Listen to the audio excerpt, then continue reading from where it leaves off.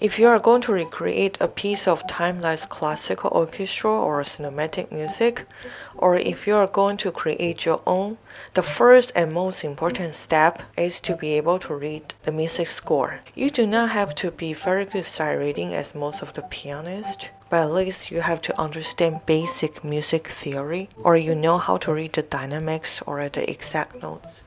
It doesn't matter if you read the notes very slow, at least you need to know the basic chord progression. If you know the basic common chord progression, or if you know how to analyze the chord progression that's created by a great composer, then you can borrow the idea of some other composers from the timeless piece of music and then create your own.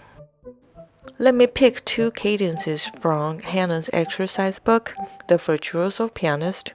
If you have learned to play piano before, your teacher might assign you this book for your finger exercise. For most people, the exercises are boring. However, the cadences that he wrote for some of the finger exercises are really beautiful. I remember the first time when my piano teacher showed me this chord progression, I was really moved, and I was surprised there's such beautiful, simple chord progression exists in the world. I didn't know the exact name for the chord progression that time was because I was really young. I was just learning to play the piano, but I remember this moment forever. What I want to say from here is that you can find any simple music that you knew before. First, try to analyze the chord progression and improvise it. Good music happens every time, everywhere around us. You just need to discover it.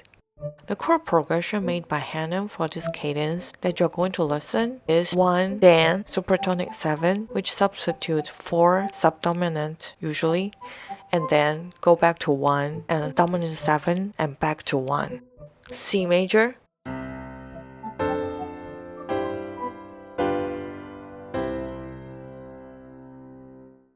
A minor,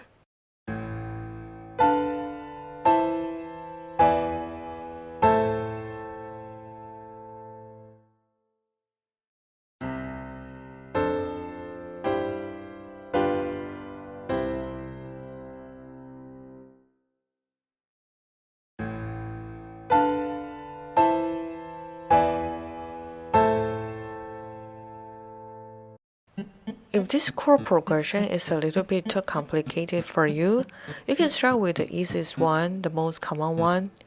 1, 4, 5, 1, tonic, subdominant, dominant, and tonic.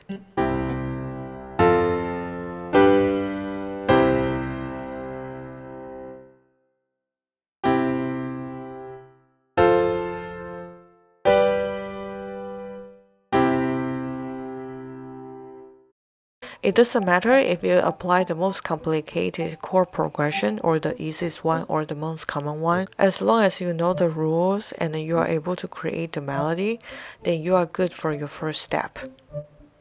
The second tip is that you should be able to understand the arrangement of the orchestra.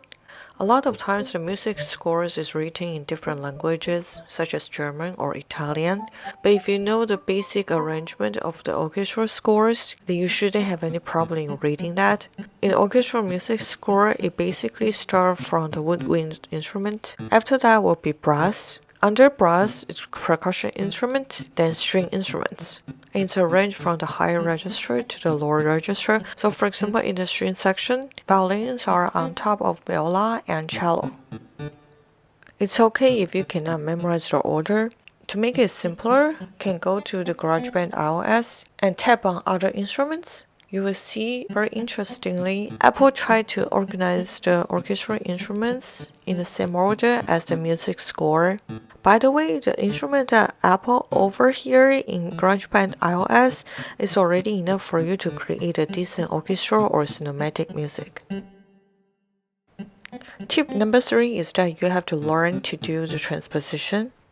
I have a short video talking about transposition.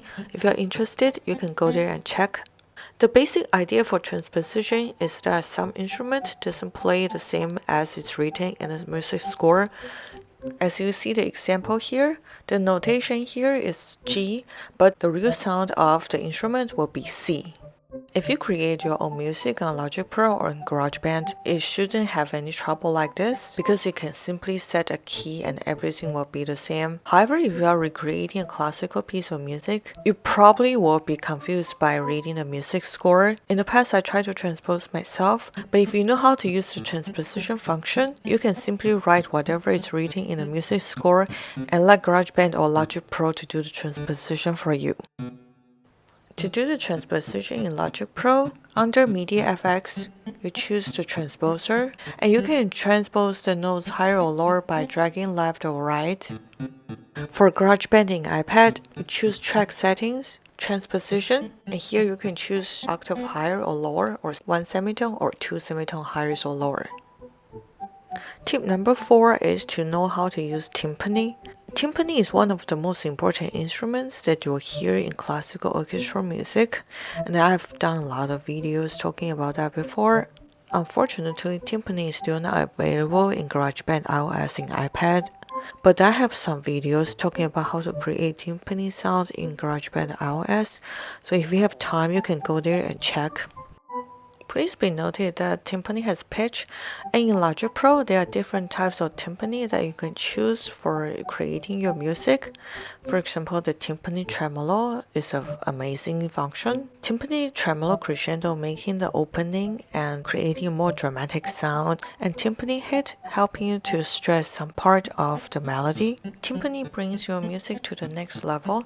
In order to master the use of timpani, I suggest you to listen to a lot of classical music and try to recreate the masterpiece in Logic Pro or GarageBand to understand when exactly how timpani is applied in different pieces. For example, this is the timpani in Symphony No. 9 by Reverb.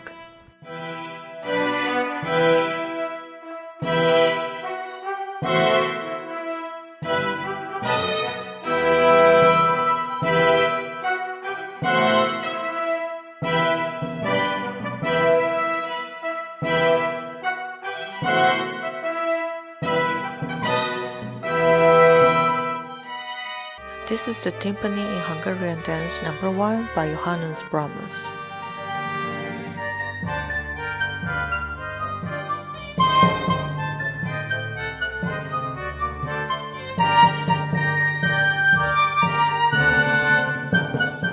Timpani in Symphony No. 9 by Beethoven.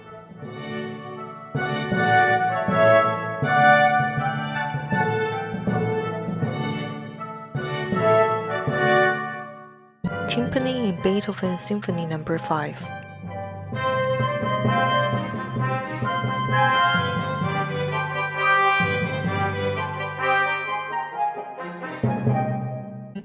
Tip number 5 is about reverb.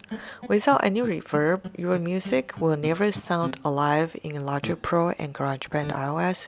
We know it's not a real performance, but in order to recreate this music in the specific time and space, reverb is very important. Most of the time for my orchestral music, especially for the instruments, I just set the default reset and I think that's more than enough. Of course, there are a lot of choice for you. You can choose the large space or medium space or small space, whatever you prefer to. To do the reverb in Logic Pro, click on the mixer icon under the audio effects. Choose Space Designer, Stereo. Then you can start looking for the reverb of your own preference. To do the reverb in GarageBand iOS on iPad, click on the mixer icon under Master Effects. You can drag right to increase the reverb or drag left to decrease the reverb, or you can tap again on the Master Effect, and under Reverb you will see there are different choices such as Default, Cathedral, Medium Hole, Large Hole, Club, etc. Last but not least is about the dynamics and the velocity of the notes in Logic Pro or GarageBand. If you learn any instrument before, you must heard about crescendo, piano, forte, pianissimo, etc. The reason why dynamic is so important in music is because it tells you the mood of the music. For example, staccato usually sounds like more happy or more playful, and legato is more sweet. Especially in orchestral music, there's no lyrics or words to express a feeling, so the dynamic here is very important to tell you if some part should be stressed. And this is the part that people usually ignore, but this is the most essential part to make the music alive.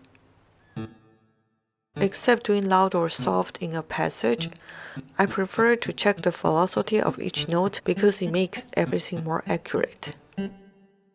To change the velocity in Logic Pro, click on the track that you want to work on and choose the note that I want to change the velocity with.